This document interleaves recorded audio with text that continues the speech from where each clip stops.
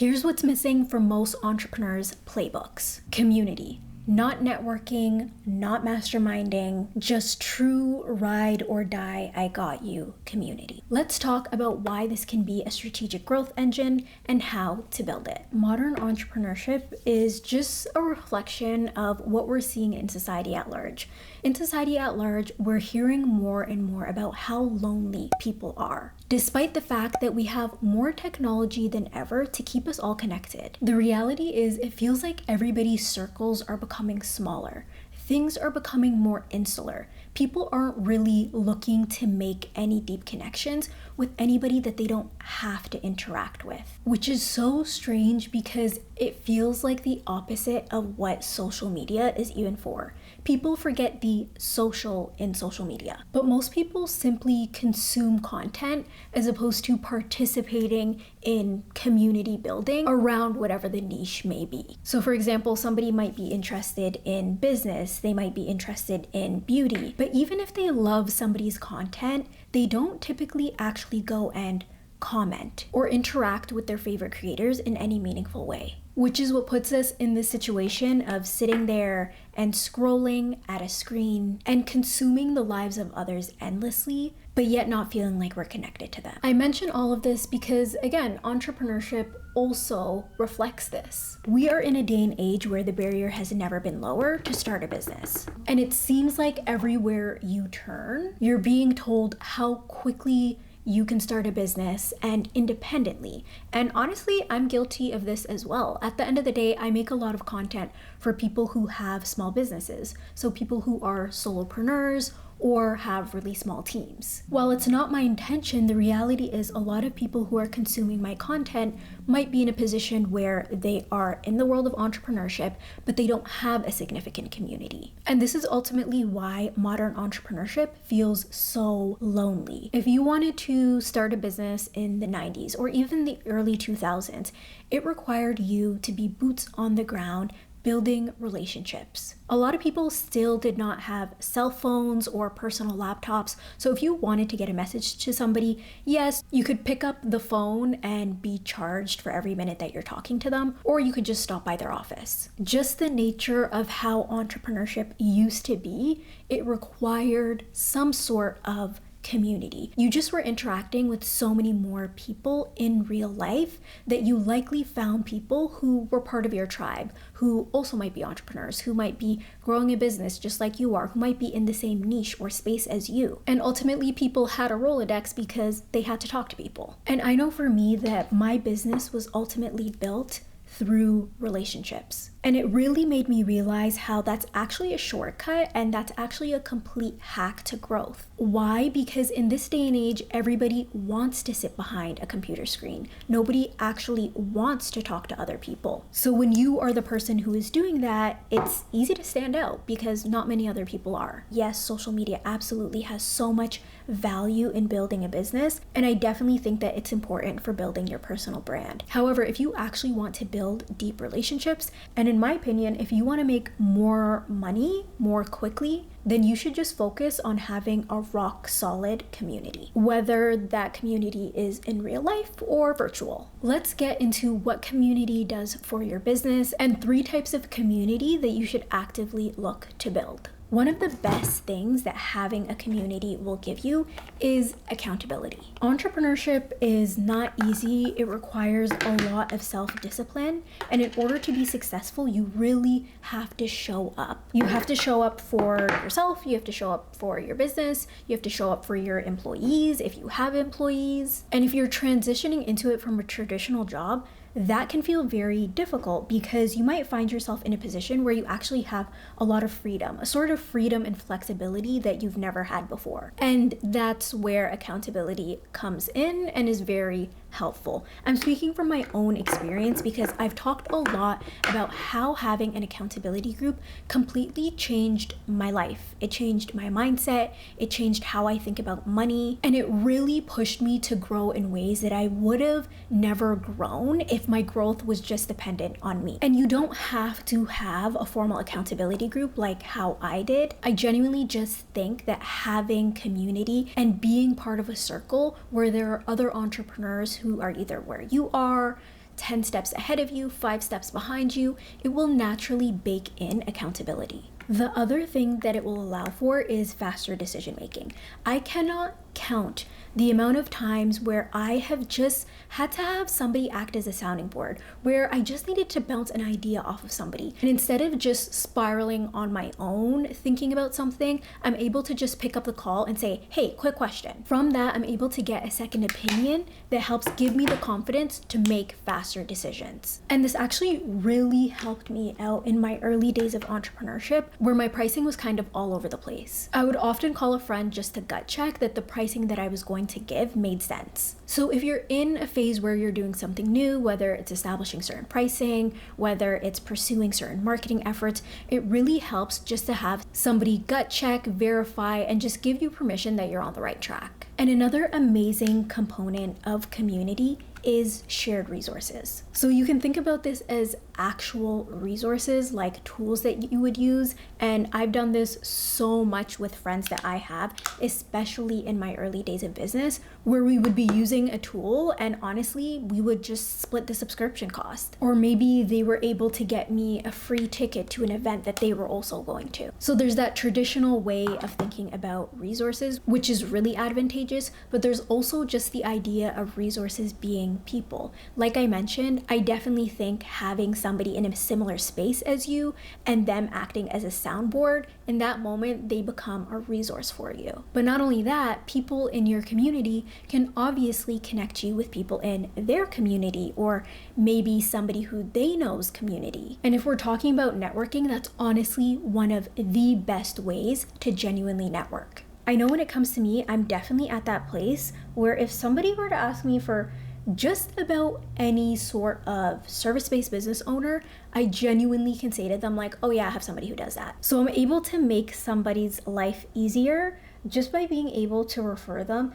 to really great professionals who are amazing at what they do. And honestly, that's a currency in this day and age, because it can feel really hard to find good talent and to find trustworthy and reliable service providers. So all of these benefits that I'm talking to you about that are coming to mind for you, they're thinking about community in a different way. It's not just reducing isolation, it's also accelerating your business. So let's get into the 3 types of community that every entrepreneur absolutely needs. So the first is your mirror crew. And honestly, I love this crew when it comes to my own life. They were there for me before most of us were even entrepreneurs. They are that group of people that is typically going to reflect where you are in your entrepreneurial journey. And they tend to just feel like friends. They're people that I can think of who definitely aren't at the same level of entrepreneurship as me. They are for sure several steps ahead, but I would consider them part of my mirror crew, or maybe an extended mirror crew, because even though they are much more successful than me, ultimately, I know I can go to them if I need emotional support, because there's just something about them and about me that has a lot of crossover when it comes to our shared lived experiences. I find your mirror crew are the people who you feel the most comfortable dreaming with and getting excited about the future with. Because even though there can be ups and downs, ultimately you have all decided to pursue this path together because you feel really excited and optimistic about the future. Next up is your strategic brain crew. These people are typically the ones that you're going to view more as mentors and sponsors. They're definitely going to be several steps ahead of you. They might be somebody who is just significantly more successful than you, or they could be somebody who is super niched into specific areas. So for example, maybe they are not at all in the field or realm of what I do around helping small businesses, getting people their time back, and just operating more efficiently so you can get more freedom. But they might be somebody who might be super locked into marketing or building funnels or social media. And they give you that feeling of this person is smarter than me when it comes to X, Y, and Z. And it's really, really important to constantly have that feeling as an entrepreneur, because we've all heard the saying that if you are the smartest person in the room, you need to change rooms. It's just so important for the sake of your personal development and for your growth. And I always say if you are a solopreneur or if you run a small team, then your business is capped at your level of personal development. So these are people who you walk away from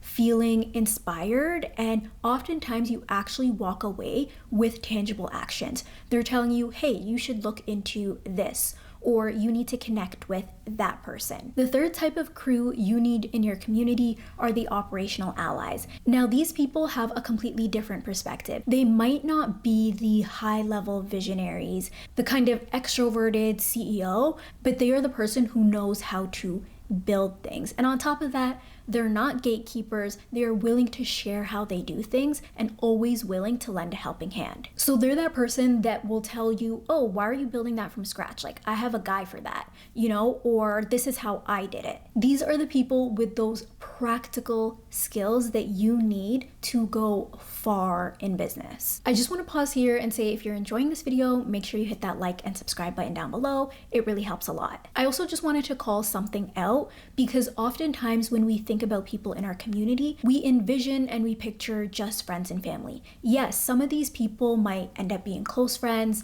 some of them might be more like acquaintances, but that doesn't mean we can always tap on them just to be free resources.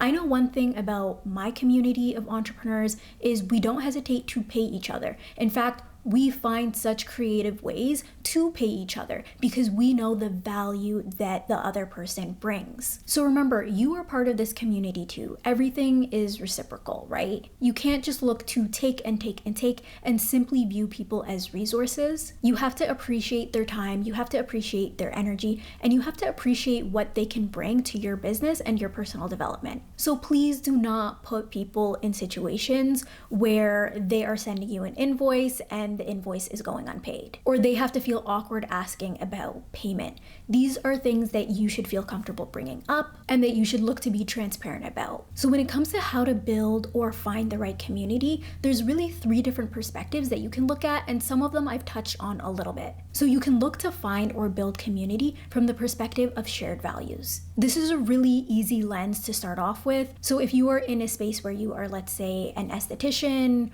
or you work in beauty, you might be looking for other business owners who share a value of working with women and helping people feel better about themselves, how they look, gaining more confidence. That is a shared value that can cut across a bunch of different industries. The other thing you might look for is being at a similar or shared stage in terms of your entrepreneurial or your life path. And I touched on this a little bit when I talked about your mirror crew. But ultimately, you might be at a similar stage where you're just starting your business, or you've hit 10K months, or you're thinking about how can I hit $5 million in my business. These are all different stages of business, but there's also the different perspective of being at a shared life stage. For example, if you are an entrepreneur who has young kids, this is a very specific life stage that you might be looking to connect with other entrepreneurs at that same stage that you are. Again, this cuts across industries, this cuts across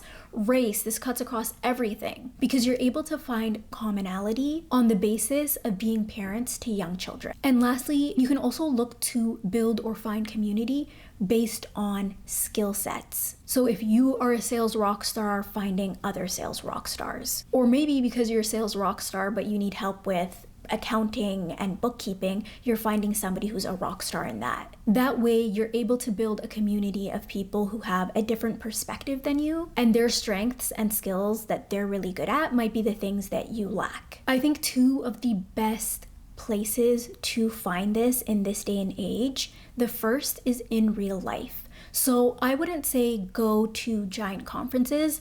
I would actually start off with smaller, more intimate settings where you know you're going to be able to find people who might have shared values, might be at the same stage in business or life, or have a specific skill set that you know is a gap for you. There are a ton of smaller business conferences that happen literally all over the country. It's really just about finding the ones that are most suitable for you, that might be local to you, or maybe you're even willing to travel to attend them. Another great place is social media, of course, whether it's Instagram, whether it's TikTok, but I think LinkedIn is a phenomenal place to start. And what you might find is a lot of the people who you might be able to resonate with or connect with through social media actually might be the ones who plug you in to events happening. If any of this has resonated with you, then don't keep trying to scale in silence. Find a room with like-minded community and you will feel so much better and you will be able to take your business to the next level. If you enjoyed this video, make sure you hit that like button down below and I will see you in the next one. Bye.